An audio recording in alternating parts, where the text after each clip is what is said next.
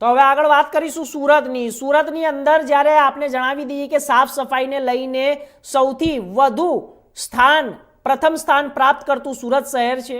તો આપણે જણાવી દઈએ કે સ્વચ્છ ભારત મિશનની જ્યારે સુપર સ્વચ્છ લીગમાં સુરત મહાનગરપાલિકાને ટોપ 3માં સ્થાન મળતા હવે વિવાદ ઊભો થઈ ગયો છે. પૂર્વ કોર્પોરેટર વિજય પાનશેરિયાએ વડાપ્રધાન નરેન્દ્ર મોદીને પત્ર લખી સમગ્ર મામલે તાત્કાલિક હસ્તક્ષેપ કરવાની માંગ પણ કરી છે. અને આ સાથે જ પાનશેરિયાએ આક્ષેપ કર્યો છે કે દરરોજ 3000 મેટ્રિક ટનથી વધુ સોલિડ કચરો ઉત્પન્ન થાય છે, પરંતુ તેનો સંપૂર્ણ વૈજ્ઞાનિક નિકાલ થતો નથી.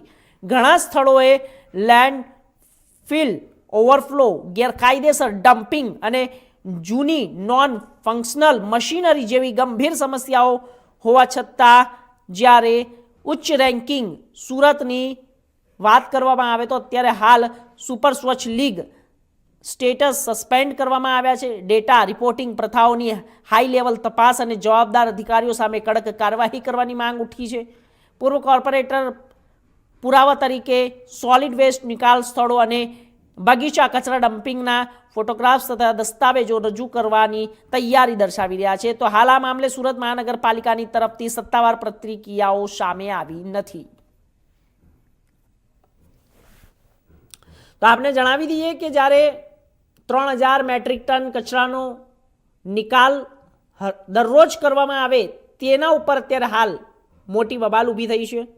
અને આ સાથે જ આપને જણાવી દઈએ કે સ્વચ્છ ભારત મિશન સુપર સ્વચ્છ લીગમાં સુરત મહાનગરપાલિકા ટોપ 3માં સ્થાન મળતા હવે વિવાદ ઊભો થઈ ગયો. તો આ વિષય ઉપર વધુ માહિતી માટે અમારા સંવાદદાતા સુરતથી જોડાઈ ગયા છે, તેમની સાથે સીધી માહિતી મેળવીશું. રવિ, શું છે અત્યારે હાલ આ જે ઘટના સામે આવી છે, ડમ્પિંગ જે ક્ષેત્ર છે તેની અંદર સાફ સફાઈ થઈ નથી રહી ને આખા સુરતની અંદર આ મામલો ઊંચે પહોંચી ગયો છે, પરંતુ અત્યારે હાલ ક્યાંક ને ક્યાંક ભ્રષ્ટાચારની ગંધ ફેલાઈ રહી છે. કચરો એટલો બધો કે સુરતની અંદર અત્યારે હાલ આપને ખબર જ હશે કે સુરત જ્યારે સફાઈની અંદર સ્વચ્છ જ્યારે લીગ એકની સાથે જોડાયેલું છે, તો આ સૌથી મોટો મામલો છે. શું છે આપનું આ જે અત્યારે સ્વચ્છ શહેરનો મામલો શું સામે આવી રહ્યું છે? હર્ષ, જણાવી દઈએ કે સુરત મહાનગરપાલિકા દ્વારા જે દરરોજ 3000 મેટ્રિક ટન જે કચરાનો નિકાલ કરવામાં આવે છે, સમગ્ર સુરતમાંથી કચરો લઈને એક ડમ્પિંગ યાર્ડ બનાવવામાં આવ્યું છે. ડમ્પિંગ યાર્ડમાં જ્યારે કચરો ઠાલવવામાં આવતો હતો, જેને લઈને આ 3 વર્ષથી કચરોનો નિકાલ નહીં થતા એને વિવાદ ઉભો થયો છે. જ્યારે આ પૂર્વ કોર્પોરેટર છે વિજયભાઈ પાનસોરિયા, જ્યારે સમગ્ર મામલે આ બહાર લાવવામાં આવ્યું હતું, જ્યારે 3 વર્ષથી આ કચરો નિકાલ નથી કરાવતા અને જેને સળગાઈ દેવામાં આવ્યું હતું. આજુબાજુ વિસ્તારોમાં બી જે કચરા સળગાવવાથી લોકોને હેરાનગીથી પરેશાન થતું હતું. ત્યારે વિજયભાઈ પાનસોરિયા આપણા સાથે, જે પૂર્વ કોર્પોરેટર છે, આપણા સાથે ઉપસ્થિત છે. જે વિજયભાઈ, જણાવો, તમે એક પત્ર લખ્યો છે નરેન્દ્ર મોદીને, શું છે પત્રમાં ઉલ્લેખ કરવામાં આવ્યું છે? જે ડમ્પિંગ છે, ડમ્પિંગના માધ્યમથી તમે કઈ રીતના લોકોને એક સાવચેતી બતાવવામાં? સુરત મહાનગરપાલિકાએ જે 2022માં જે સુરત શહેરમાંથી જે કચરો નીકળે છે એનો નિકાલ કરવા માટેનો કોન્ટ્રાક્ટ સિટી ટ્રાન્સપોર્ટ કંપનીને આપ્યો હતો અને આજે એના 3 વર્ષ પૂરા થઈ ગયા છે. 3 વર્ષ માટે કોન્ટ્રાક્ટ હતો. પર મેટ્રિક ટન 790 રૂપિયા ચૂકવવાના. સુરતમાંથી રોજ આશરે 3000 મેટ્રિક ટન કચરો બહાર નીકળે છે અને આ કોન્ટ્રાક્ટરે 30 લાખ મેટ્રિક ટન કચરાનો નિકાલ કરવાનો હતો. પરંતુ તમે સાઇટ પર જોશો તો કચરો એમને પડેલો છે, કચરાના ઢગલાઓ જોવા મળે છે, ગંદકીઓ જોવા મળે છે અને છેલ્લે પોતાનું પાપ અને ભ્રષ્ટાચાર છુપાવવા માટે કચરાને સળગાવી નાખવામાં આવ્યો છે. તમે જોશો તો સુરત મહાનગરપાલિકા એવું કહે છે કે 213 કરોડનો જે કોન્ટ્રાક્ટ હતો એમાંથી અમે ફક્ત 107 કરોડ જ ચૂકવ્યા છે. એટલે સ્વીકારે છે કે સુરત મહાનગરપાલિકાએ કચરાનો સમયસર નિકાલ નથી કર્યો અને છેલ્લા 3 વર્ષથી જો કચરાનો નિકાલ જ ન થયો તો સ્વચ્છ ભારત મિશન અંતર્ગત સુપર સ્વચ્છ લીગમાં સુરત શહેરને સ્થાન કઈ રીતે મળ્યું, સુરત શહેરને સ્વચ્છતામાં એવોર્ડ કઈ રીતે મળ્યા? તો આ ખોટી માહિતી, મિથ્યા માહિતી, મેન્યુપ્યુલેટેડ માહિતી રજૂ કરીને એવોર્ડો મેળવ્યા છે. અને આ જે પણ ભ્રષ્ટાચાર કર્યો છે કોન્ટ્રાક્ટરને આજ દિન સુધી એની સામે પગલાં કેમ લેવામાં નથી આવ્યા? એમને બચાવી કોણ રહ્યું છે? કોણ એમાં સામેલ છે?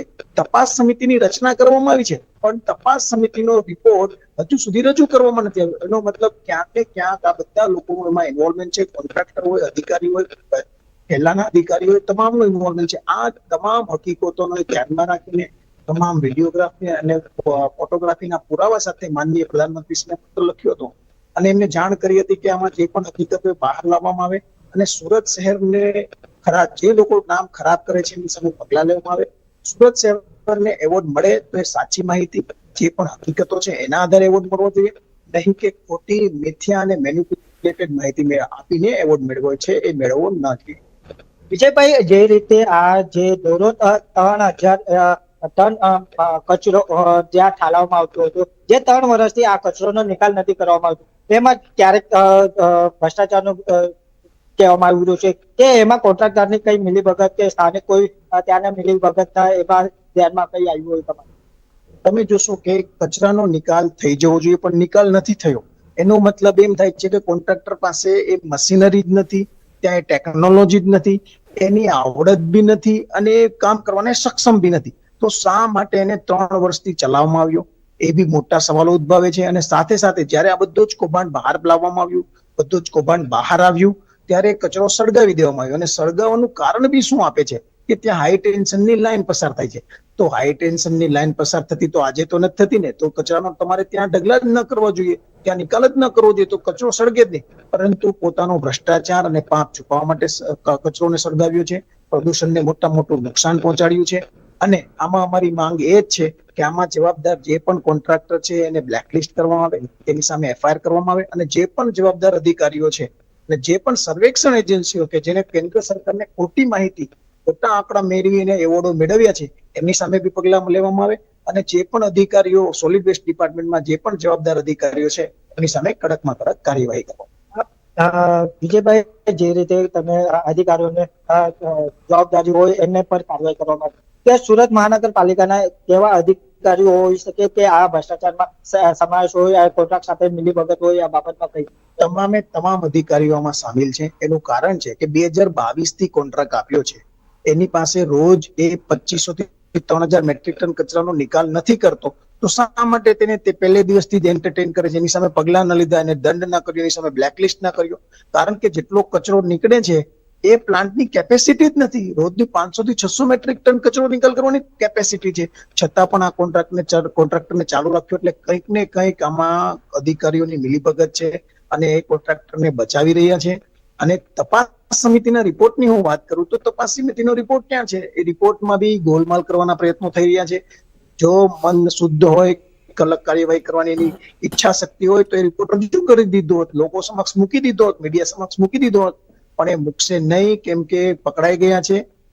મસ્ત મોટો ભ્રષ્ટાચાર કર્યો છે ને 107 કરોડ તો ચૂકવી દીધા છે અને હજુ એના પેમેન્ટો બાકી છે, એ ચૂકવવાની તૈયારીઓ છે. એ પેમેન્ટો ન ચૂકવવો જોઈએ અને જ્યાં સુધી આ કચરાનો નિકાલ ન કરે ત્યાં સુધી એનો કોન્ટ્રાક્ટ ચાલુ રાખે અને પ્લસ એની સામે કડકમાં કડક કાર્યવાહી થાય. કારણ કે જે પણ કચરો ત્યાં ડમ્પ થયો છે તમે જોશો કે એઝ ઇટ ઇઝ પડ્યો છે. બીજું, આ કચરો બારોબાર બી ઠલવી દેવામાં આવ્યો છે. અંતરિયાળ ગામોમાં, તાપી જિલ્લાના અને સુરત જિલ્લાના ગામોમાં આ કોન્ટ્રાક્ટર કચરો ઠાલવતો હતો. એટલે નિયમ અનુસાર એને કચરાનો નિકાલ નથી કર્યો, સાયન્ટિફિક વે નિકાલ નથી કર્યો, સોલિડ વેસ્ટ મેનેજમેન્ટના નિયમો છે એ પ્રમાણે નથી કર્યો.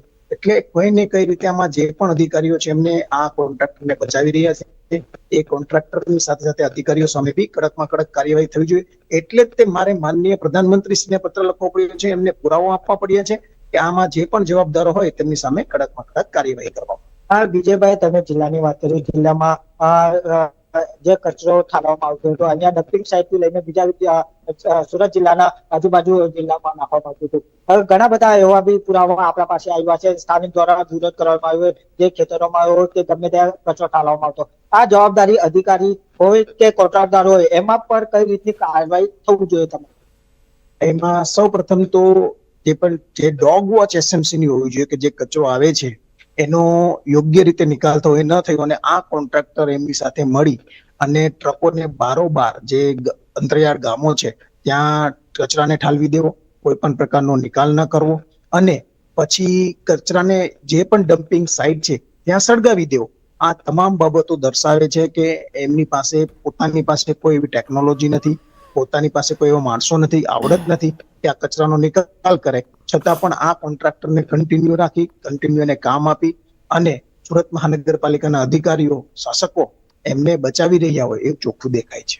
આ છેલ્લો સવાલ વિજયભાઈ, જ્યારે સુરત મહાનગરપાલિકા કરોડો રૂપિયા વેરાના જે શહેરીજનો પાસેથી લેતા હોય અને જે રીતે આ રીતે ભ્રષ્ટાચાર થતું હોય તો શહેરીજનોને કેટલી મુશ્કેલી થાય છે આ બાબતમાં, અને જે વેરા ભરતા હોય અને એટલો બધો ટેક્સ ભરતા હોય તો સુરત શહેરીજનોને કેટલી તકલીફ? સુરત મહાનગરપાલિકા પાસે જે પણ આવકનો સ્ત્રોત છે એ લોકોના ભરેલા ટેક્સના પૈસા છે. આ ટેક્સના પૈસાનો સદુપયોગ થવો જોઈએ, લોકોના હિતમાં થવો જોઈએ, લોકોના સુખાકારી માટે થવો જોઈએ, નહીં કે અધિકારીઓના અને કોન્ટ્રાક્ટરોના ખીચા ભરવા માટે.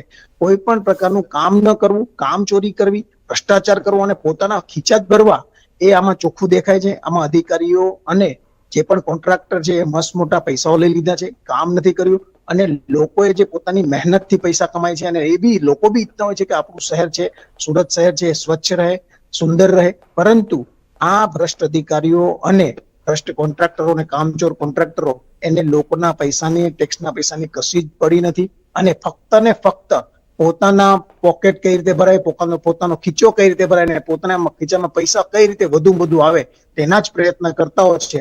લોકોની અને સુરત શહેરની ચિંતા હોતી નથી.